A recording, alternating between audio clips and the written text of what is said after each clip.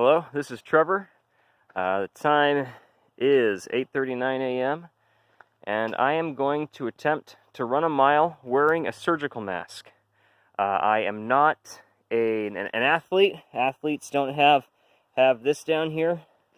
I just like to run sometimes. I just want to see how hard it is. I hear people telling me how hard it is to breathe wearing a mask. So I want to see if I can run a mile to see how hard it actually is.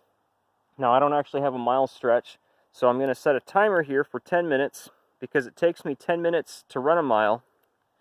And then when the beeping goes off, I'll know that I've run a mile. I'm going to be running back and forth on this little stretch of private road here.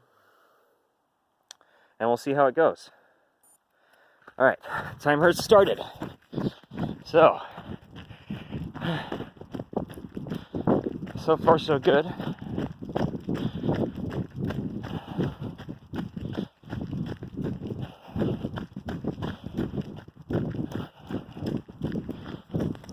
You know, I try to think about why people have so much trouble on it, trouble breathing with a mask on. And I have a few different ideas about why they may have trouble and why I don't. So there's a few ideas. See, when I was younger, I got hit by a car and broke my nose. I got lucky that time. But yeah, I just got some road rash and a broken nose. And so the bridge of my nose is a bit more sunken in than a lot of people's noses. So I guess I got used to breathing through a narrow nasal passage than a lot of people did. But that can't just be it.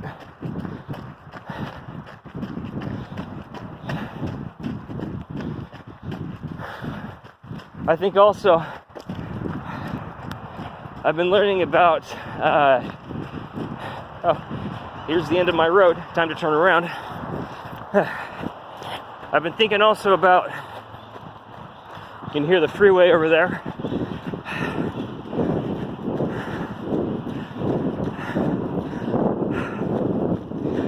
I also practiced a little bit of mindfulness meditation, which involves focusing on your breathing. So I guess I got used to breathing slowly.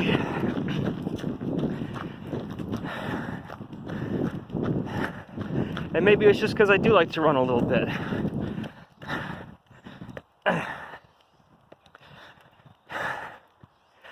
But I mean, I don't think all the doctors and nurses who wear masks all day, every day, I don't think all of them are running 3 times a week like I do.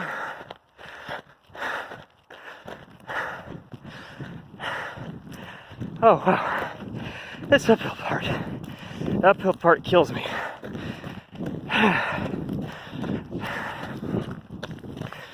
And I don't think all of them are doing mindfulness meditation, focusing on their breathing. And I don't think all of them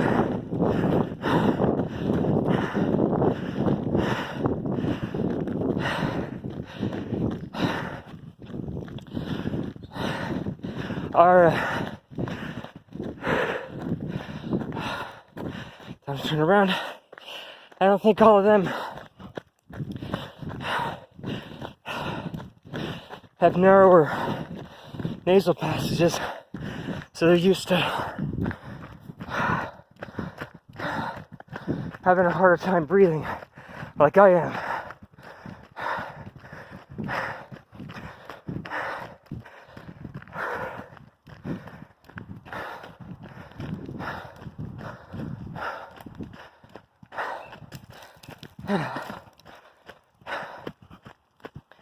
Okay, that was hard, but that's because I think it was harder because I was going uphill. And I'm trying to talk to you at the same time. The fact is,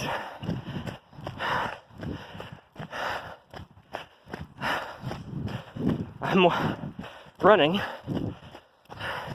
and I was running uphill and talking to you at the same time.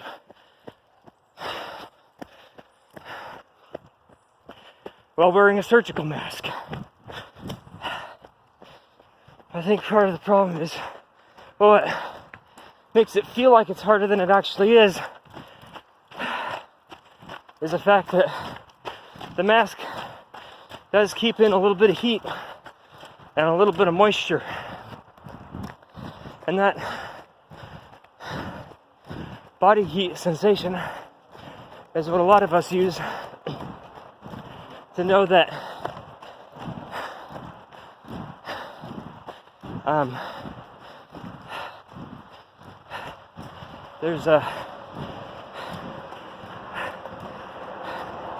that our breathing air is being restricted. Doesn't help that this pandemic came at the beginning of summer when it's starting to get hot. I can't help but wonder if it were winter,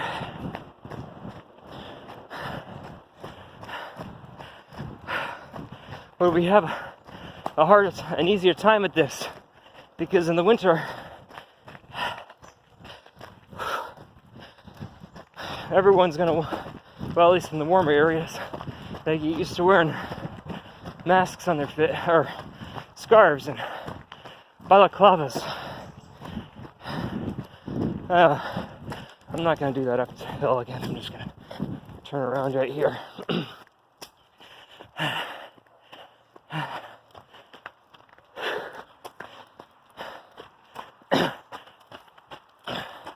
I see all kinds of masks people are wearing.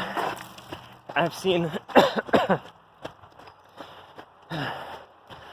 what was it? Oh yeah, a number of people coming into the store where I work, and they're wearing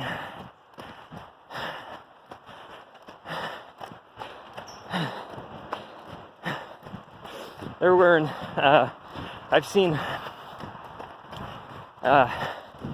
they're skiing and snowboarding neck mask things. I'm not sure what you call them.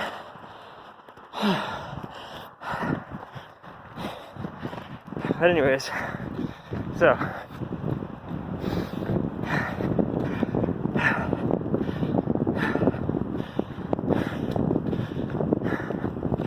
I read once, and I think this is pretty well documented. Most people, when they breathe, they only breathe in like the top third of their lungs. You know, most of the breaths that you take are very shallow, and I think they're very quick as well. I think wearing a mask all day, you have to adopt a different breathing pattern.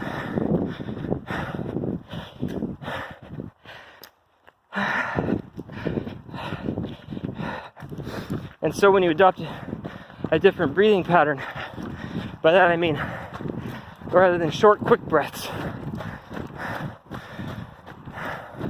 do long, slow breaths. It's true that with really quick breaths, the mask gives me trouble.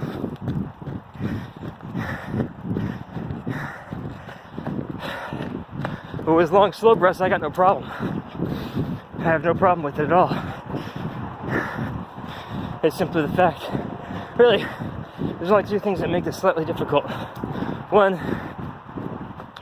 is that, well, the feeling of the warm air in my face is a bit unusual and a bit tricky, even especially in the summer.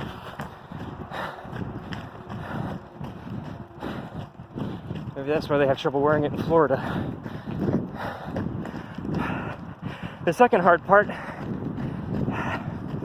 is that I have to smell whatever I've just eaten. So I had some fish for breakfast yesterday, some kippers on toast, which is smoked herring.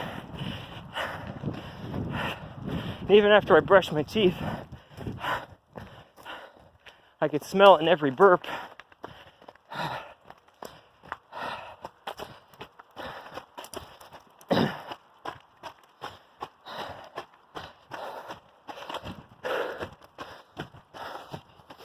You know, the N95 mask, that's the one that you wear when you're trying to protect yourself.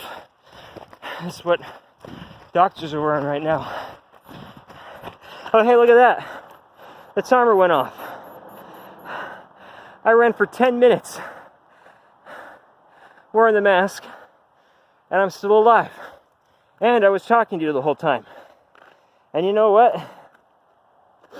I don't think I'm done. I've got more to say. I bet I can do another 10 minutes of this.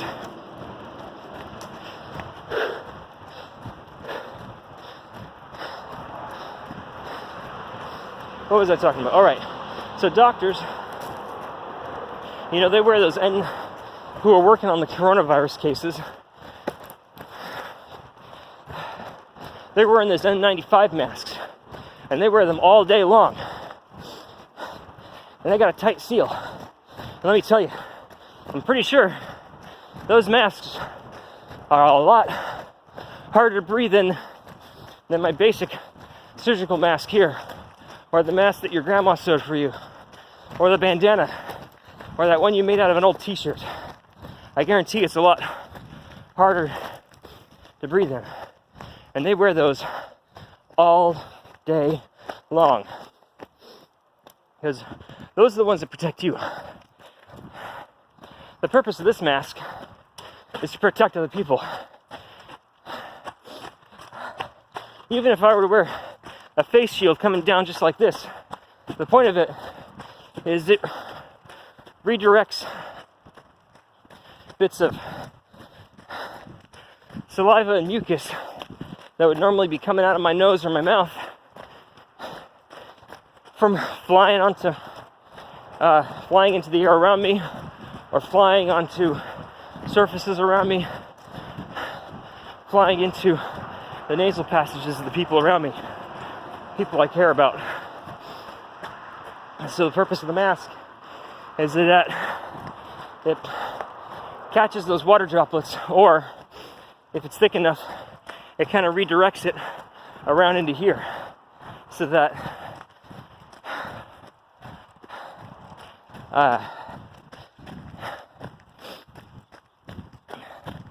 everything gets caught on my own skin and stays with me,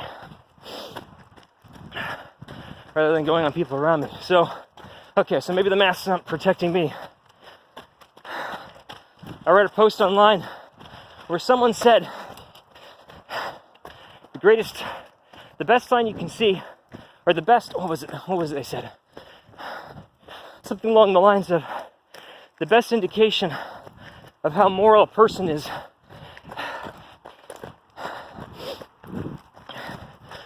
whether they put the shopping cart back when they're done shopping.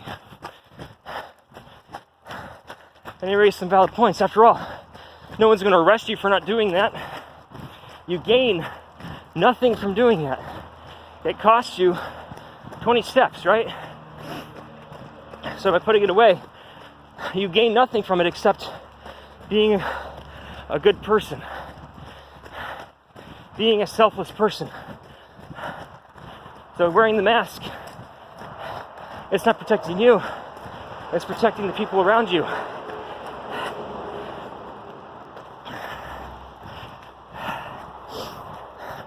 Now let's talk about rights. So, talk about your right to not wear a mask. Well, I don't see that anywhere in the Constitution.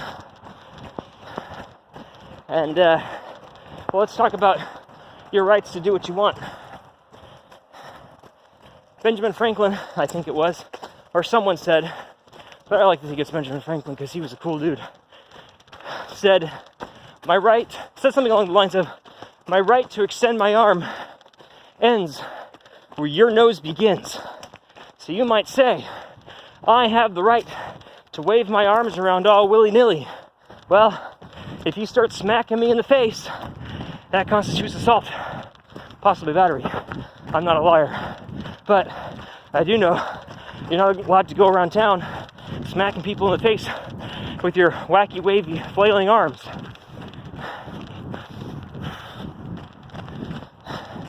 So what does that have to do with this? Well, yeah. You have a right to breathe. You have a right to breathe wherever you want.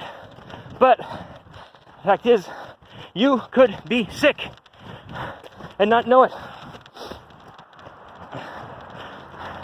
There's still a lot we don't know about this disease, but you could be contagious for what?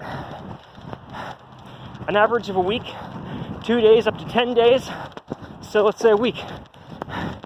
You get this disease, you are contagious for a whole week, for 7 days, before you start showing symptoms. How many people do you interact with in a week? How many people are going to be sharing your air in the time of a week?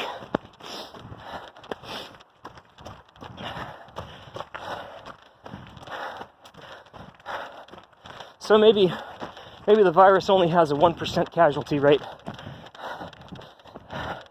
But maybe that's just for people who are showing symptoms. We don't know. Some people don't show symptoms. I could be sick right now. I'm running 2 miles wearing a mask. And I could be contagious to others. For all I know. Every person I encounter at my job, every person I sell books to,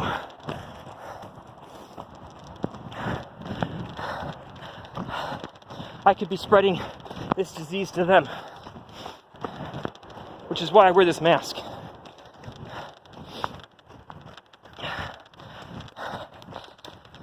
I don't mean to be virtue signaling or say that I'm some great person or better than you. Actually, yes. If you go right now, in the middle of a pandemic, where 140,000 Americans have died of this already, if you go outside not wearing a mask, I am a better person than you. So suck it. Go suck on a lemon if you think otherwise. Because the mask is cheap. And really, look at this. I'm running. I've run over 1.5 miles already. And I'm fine wearing it. I've been running 1.5 miles wearing a mask.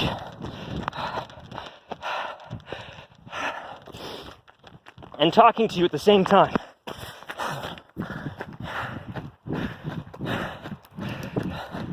It's not that difficult. Breathe slower, breathe deeper. Lose some weight if you have to. That's right, I called you out.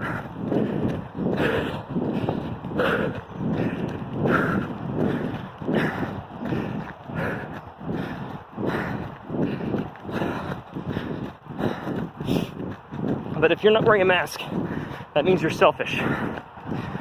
Or you're buying into conspiracy theorists. You're not looking at anyone who has a proper bit of expertise or evidence. I know if you think the masks aren't effective at helping other people and you think the masks are dangerous,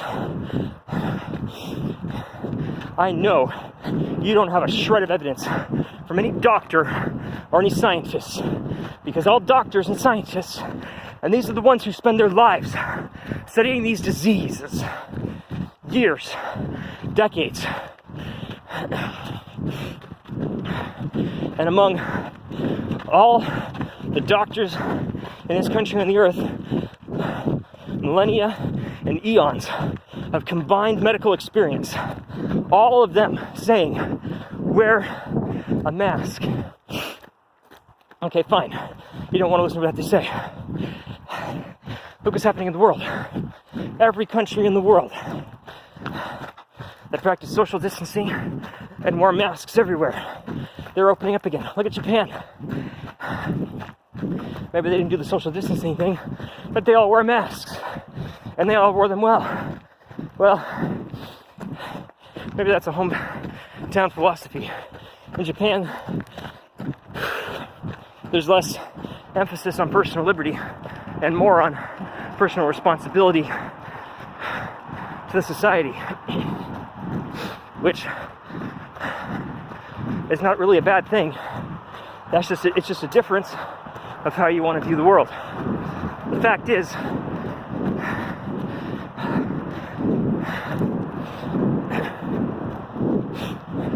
the human mind, the human brain, does not naturally think about the effect it has on 8 billion people worldwide.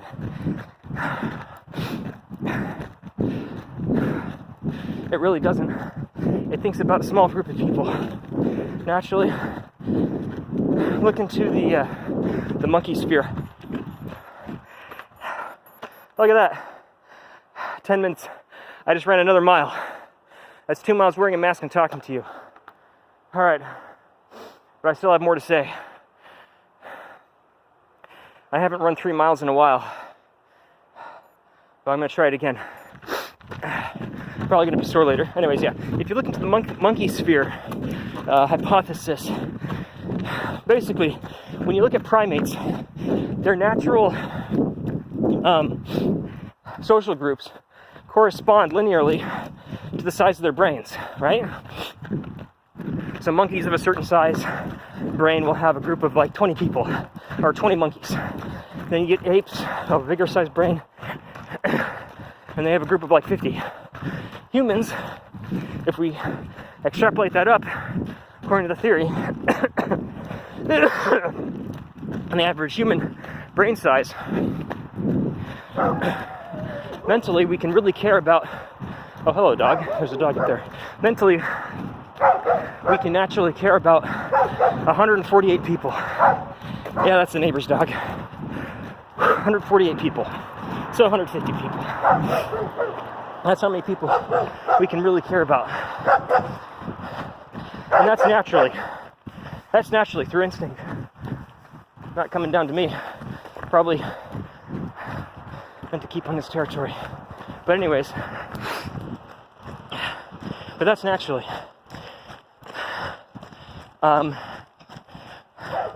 Here's a tricky thing about being human. All other animals learn, well, basicer animals learn everything they need to know from instinct. Their genes teach them all they need to know.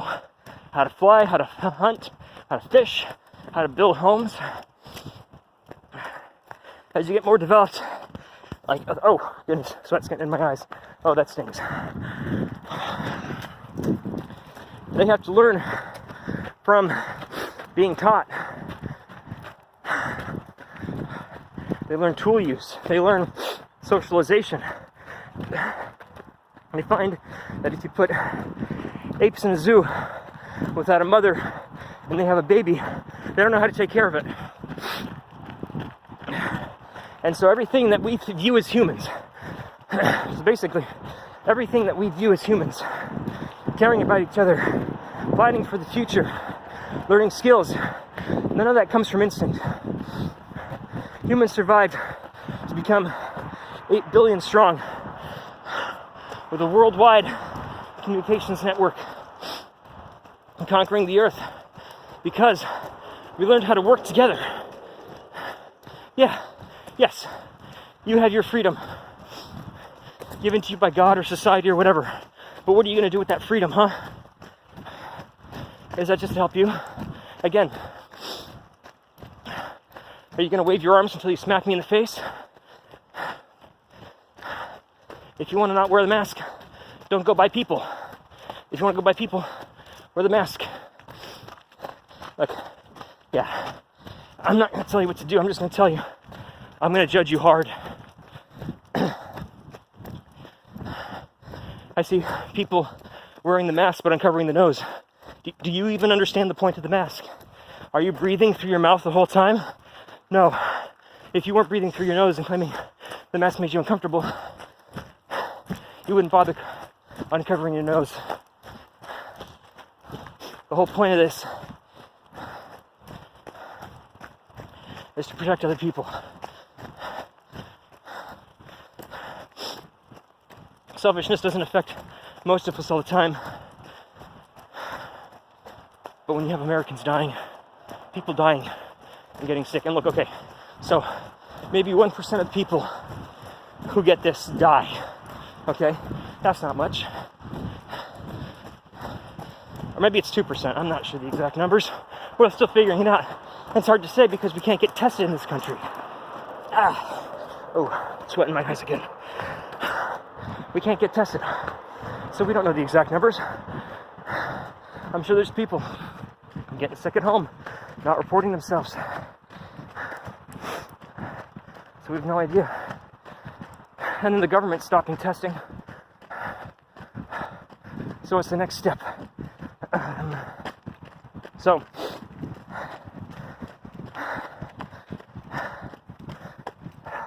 oh yeah, my next point was maybe only 1% of people die, okay?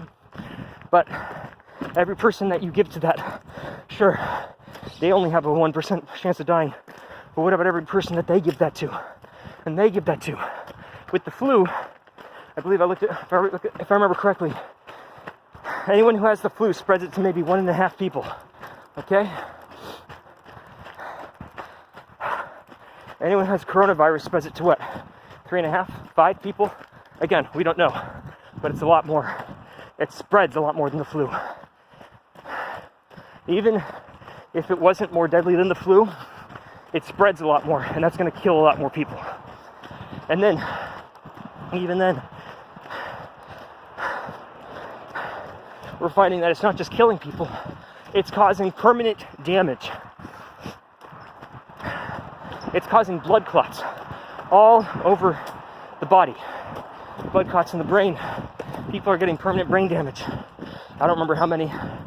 Blood clots in the lungs. 10% of people, permanent lung damage. Look at this. And that's not just old people. That's not just little babies. That's not just the immunocompromised. That's people who are healthy like me. People in their 30s who are running 3 miles 3 times a week. They're getting this, and they're getting permanent lung damage. 10% of people. 20% of people, I think, get permanent heart damage.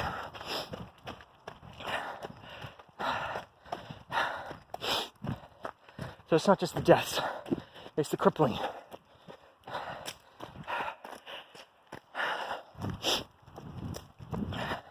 And you're contributing to that. I've had people say, oh, more people die of heart disease in car accidents. Well, yes, but heart disease isn't contagious unless you count inheriting it genetically. My grandfather had that. My dad had heart problems. So it's a good chance I'm going to have that later on. But that's genetically. I can't control that. Grandma down at the store, she can't control that. For the coronavirus, COVID-19, coronavirus disease 19, we can control this. Not completely, but we can limit it. If everyone in the United States had been wearing masks for the past 3 months, we'd have saved tens of thousands of lives, maybe even over 100,000. And look at this. I'm almost 3 miles in. I'm almost done. I'm not an athlete. I'm wearing a mask. I'm holding a phone up to my face. And I'm talking the entire time with a mask on while running half an hour. No excuses. I'm not going to buy into your excuses and bullcrap. Oh, and by the way, if you have lung conditions that mean you can't wear a mask, you shouldn't be outside. You got a death wish?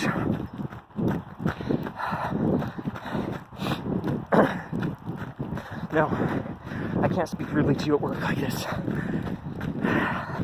I can't go off on people at work like this, but I want to. These people are dying. And no, one person isn't going to save 100,000 people. But if everyone did this, we could be saved.